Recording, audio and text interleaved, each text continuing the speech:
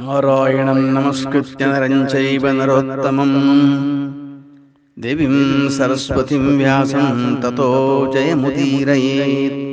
ಧರ್ಮ ವಿಜ್ಞಾನ ವೈರಾಗ್ಯ ಪರಮೈಶ್ವರ್ಯಶಾಲಿನಃ ಆನಂದತೀರ್ಥ ಭಗವತ್ಪಾದಾನ್ ವಂದೇ ನಿರಂತರಂ.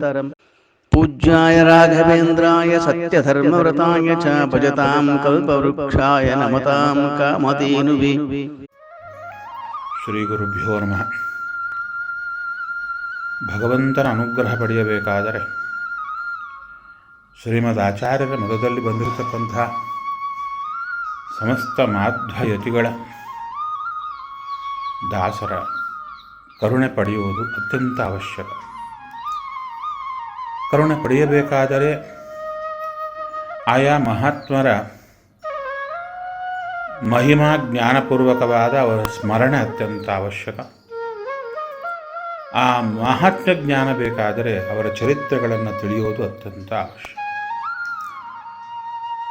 ಈ ಒಂದು ದೃಷ್ಟಿಯಲ್ಲಿ ನಮ್ಮ ರಾಜೇಂದ್ರ ಪ್ರಸಾದ್ ಅವರ ಮಕ್ಕಳಾಗಿರತಕ್ಕಂಥ ಮನೋಜ್ ಪ್ರಸಾದ್ ಅವರು ಶ್ರೀಮದ್ ವಿಷ್ಣುತೀರ್ಥ ಗುರು ಸಾರ್ವಭೌಮರ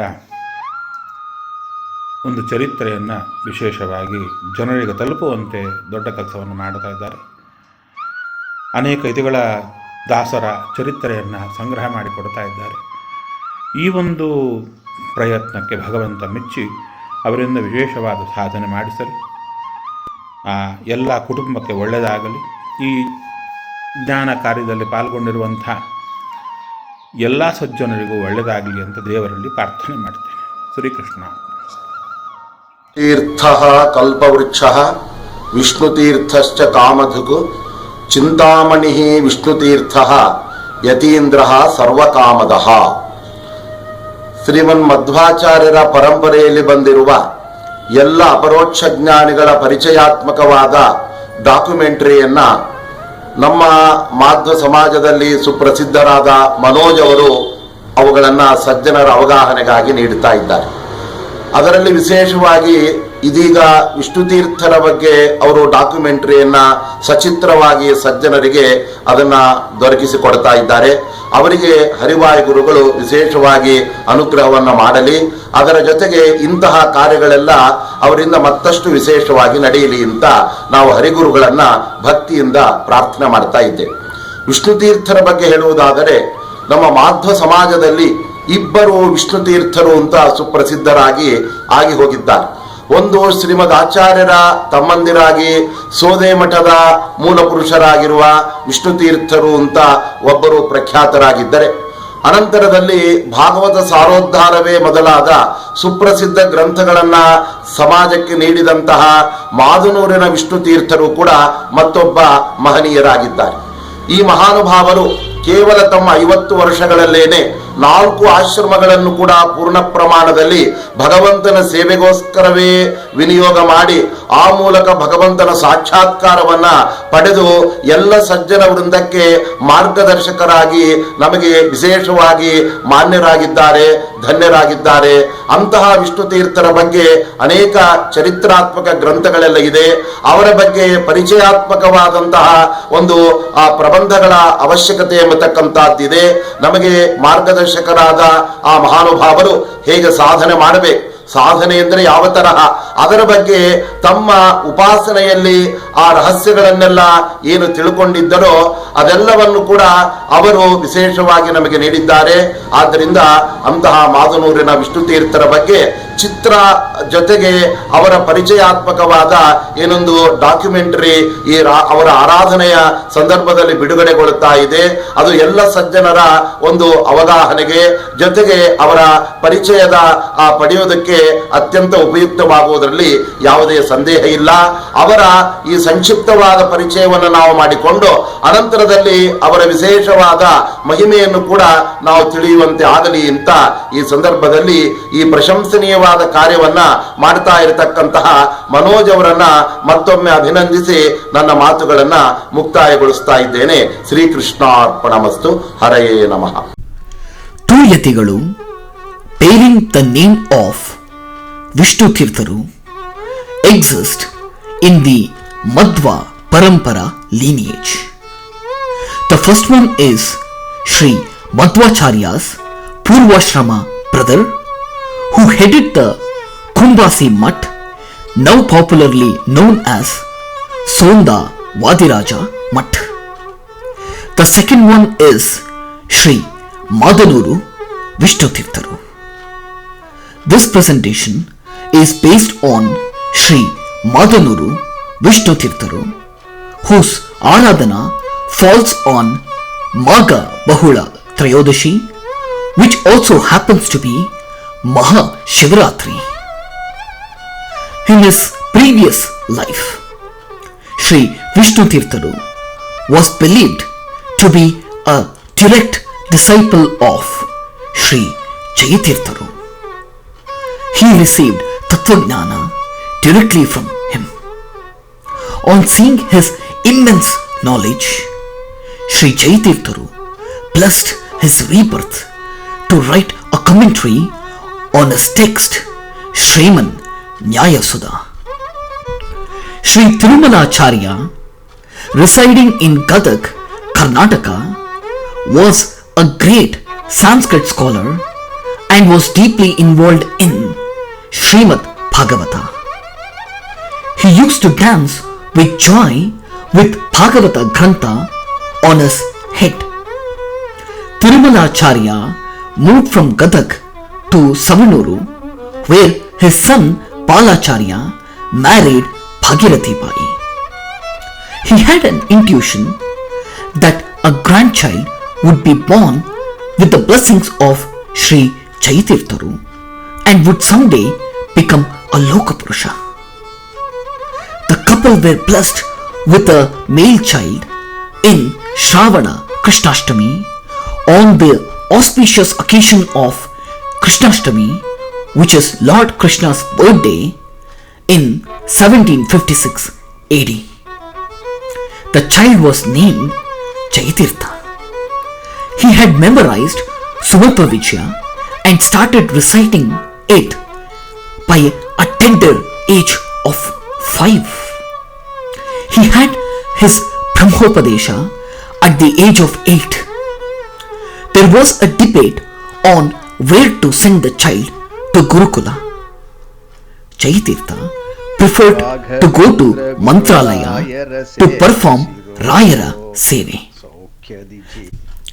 There he met I.G. Venkataramana Acharya, a renowned scholar of his times, who himself later accepted sannyasa and was popularly known as Vyasa Tattvajnaru, whose Vrindavana exists at Veni Somapura.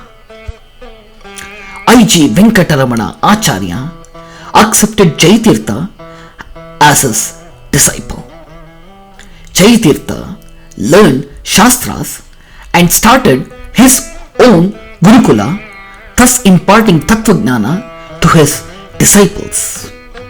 He entered the Gurastashrama and was blessed with a son. When he was studying under I.G. Acharyaru, on one summer day, Guru was travelling on a horseback and Jayatirtha followed him with his barefoot. Observing this, Guru offered his paduke to protect Jayatirtha's feet from the sweltering heat. Instead, Jayatirtha started walking with the footwear on his head. The Guru asked, "Why aren't you wearing the footwear that I offered?" Jayatirtha replied, "Guruji, my body is cooler while keeping the footwear on my head instead of wearing it." This instance just goes to show how much of devotion and respect he had towards his Guru. Once while sitting on a cot with his wife with a big mirror opposite to them, he heard a Dasaya from outside who was singing a Purandara Dasara song. Nama Govinda, Nama Govinda Narayana. Govinda, Nama Govinda, Nama Govinda Narayana. These words from the song transformed Jaitirtha's life. He renounced all his wealth, embraced Vairagya, and left his house. He came to Kinnala with his wife and son and stayed in a small hut. He once had a desire to have a darshana of Lord Badrinarayana. He commenced his journey towards Badrikshetra to fulfill his wish. But while crossing Krishna river, he had a dream in which Sri Jaitirtharu appeared and advised him to write a commentary for Sriman Nyayasudha and insisted that this work would itself be equivalent to visiting Badrikshetra. He also showed him Lord Badrinarayana in his dream itself. Jaitirtha then paused his journey towards Badrikshetra and came back to Munavalli village to write a commentary on Sriman Nyayasudha and named it as Nyayasudha Tippani. He stayed with his family and accepted Vanaprastha. During Vanaprastha, his livelihood diet included just a few dry leaves. Hence, he received names Aranyakacharya, Adavi Acharya, Avaduta Shiromani. He decided to embrace Sannyasashrama after his wife passed away. In 1796 AD, Sri Satyavara Thirtharu of Sri Uttaradi Mutt ordained him to Sannyasashrama, bestowing with Ashramanama as Sri Vishnu Thirtharu. He did Sriman Nyayasudha Pata to his disciples and performed Nyayasudha Mangala for 108 times in 10 years, which is a record in our Madhva Parampara. During one such Nyayasudha Pata session, a snake appeared which feared his disciples. Sri Vishnu Thirtharu assured the disciples not to fear because it was Sri Jaitirtharu in disguise of a snake appearing just to bless all of them. He had a lot of Grihastha disciples, of which Gokavi, Anantadrisharu and Moraba Sheshacharyaru were prominent. He still had an inner urge to go to Badrikshetra, but Lord Badrinarayana appeared in his dreams and said, "I am residing in a place near Koppada. Can you please take me out and start doing puja?" Upon hearing this, Sri Vishnu Thirtharu immediately proceeded to that place and started digging just to find a beautiful Narayana idol. This can be found even today at Madanuru above Sri Vishnu Thirthara Vrindavana. During his Purvashrama, when he was Jaitirtha, his guru's son had an untimely demise. Based on his guru's order, he recited Narasimha mantra continuously for 7 days without consuming any food, thereby successfully reviving his guru's son's life from apamrityu. On another occasion, during his sannyasashrama, when he was Sri Vishnu Thirtharu, one of his disciples had an apamrityu. He himself fasted for 3 days and recited Narasimha mantra continuously, thereby again successfully reviving his disciple's life from Apamrityu.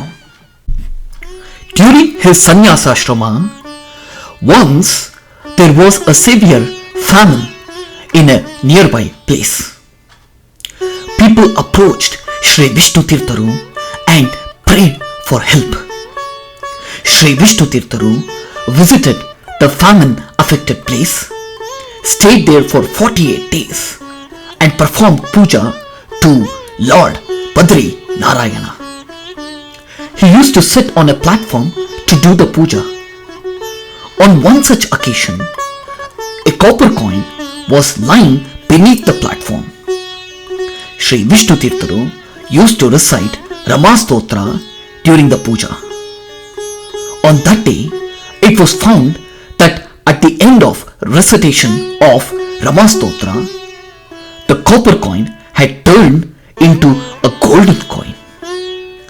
Disciples observed this miracle, and from next day onwards, they started placing a copper coin beneath the platform, and they used to turn into golden coins every single day.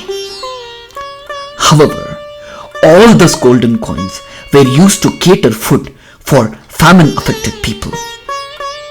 These incidents just goes to show the miracles and mahimes exhibited by Sri Vishnu Thirtharu. It also goes on to highlight the compassion he shared with the people in need of help. There were 20 texts written by Sri Vishnu Thirtharu.